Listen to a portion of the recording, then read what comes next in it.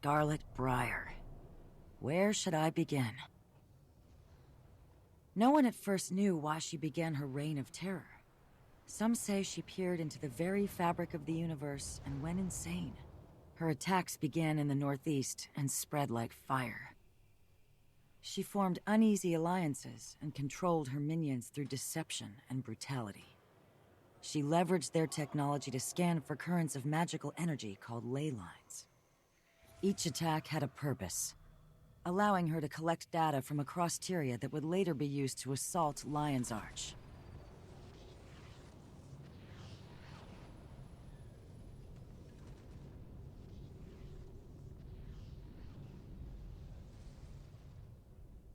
When all hope seemed lost, the heroes of Tyria rose to the task, along with new allies. Bram Arison of Kragstead. Rox Whetstone, Gladium. Casimir Meade, Mesmer. Marjorie Delacroix, Investigator. And Taimi, Prodigy from Radasum.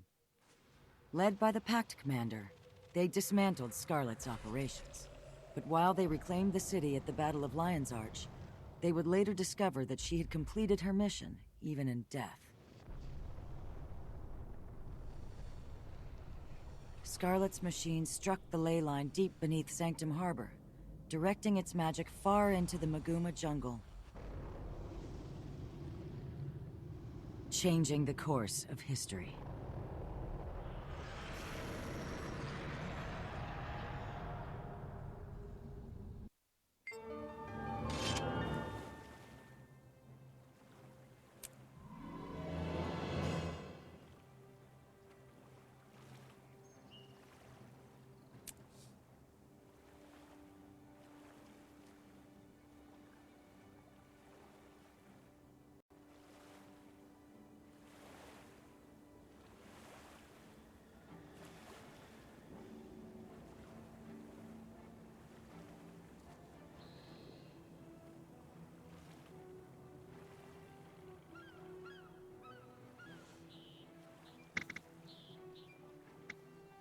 Marjorie Delacroix is a necromancer from Divinity's Reach.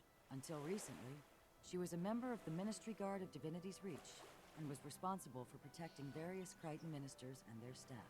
She quit that job after witnessing some terrible abuses of power.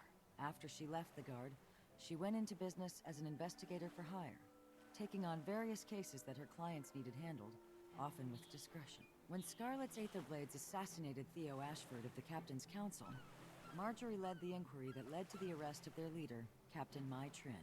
Trin later escaped her cell and fled to the Mists, shortly before Scarlet's attack on Lion's Arch. Miss Delacroix would later help destroy the Tower of Nightmares in Kessex Hills, along with Lady Casimir Meade and the Pact Commander, who led the mission.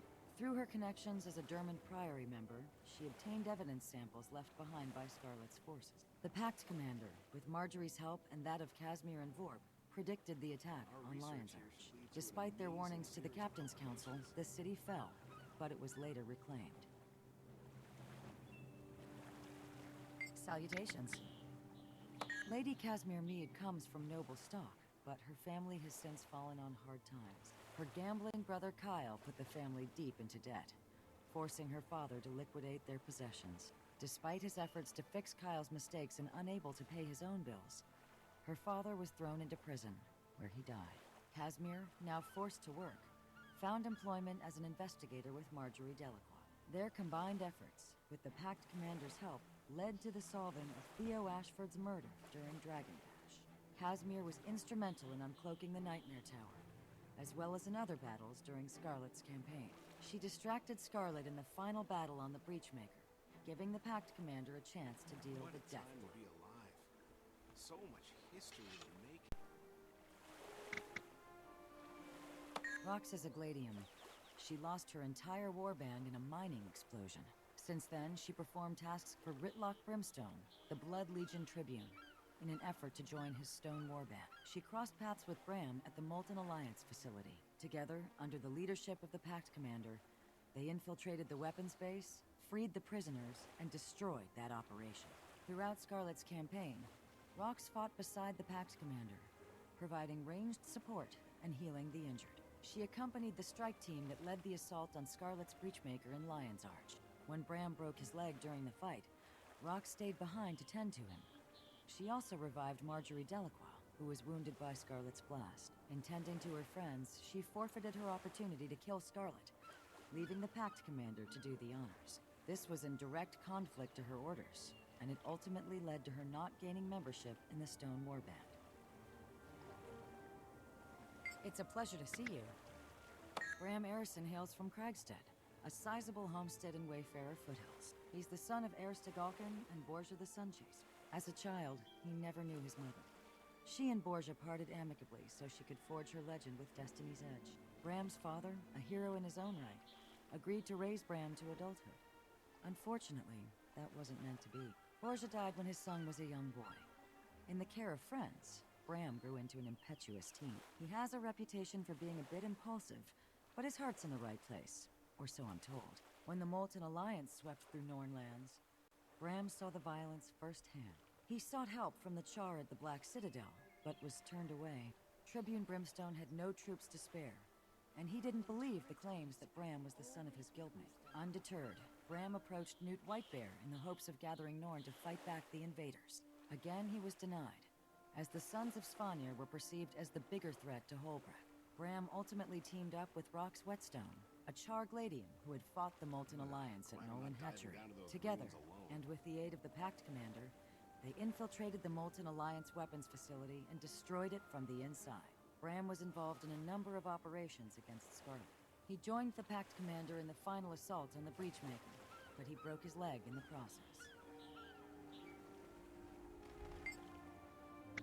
Ah, Taimi. Rarely have I seen so much intellect and attitude crammed into such a tiny body. But don't let her size fool you. Between her feisty attitude and her skill at Golomancy, let's just say you wouldn't want to get on her bad side. She comes from Radasum, though her studies have taken her abroad. She first came to my attention when Scarlet's marionette was stomping around. Her obsession with Scarlet's research led to some crucial discoveries. When she speaks about magic, especially that of elder dragons, you'd best listen.